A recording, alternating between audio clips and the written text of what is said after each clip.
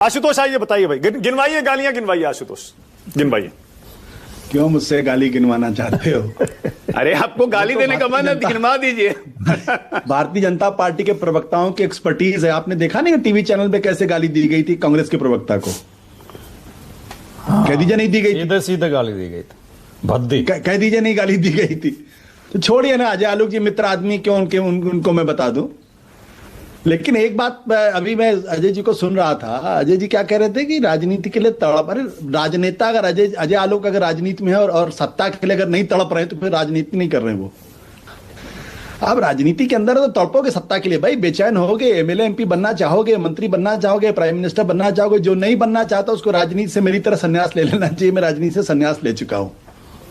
देखिए, ये जो पूरी मुझे मानक जो महत्वपूर्ण बात है, मुझे तो लगता है कि अजय आलोक जी को, प्रधानमंत्री नरेंद्र मोदी जी को, दोनों को राहुल गांधी का और यूथ कांग्रेस का धन्यवाद अदा करना चाहिए।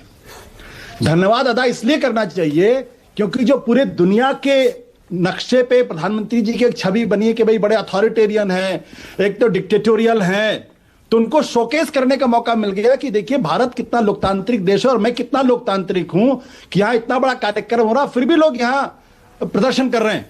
ये तो उनके लोकतांत्रिक होने का सबूत है और इससे उनकी अंतर्राष्ट्रीय छवि बेहतर हो रही है।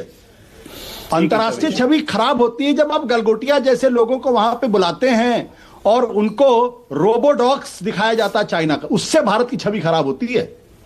जब आप वहां के लोगों को वाईफाई का प्रबंधन नहीं होता, लोगों के जो बाहर से लोग आए उनका सामान चोरी हो जाता है और जो मिसमैनेजमेंट था उससे भारत की छवि खराब होती है।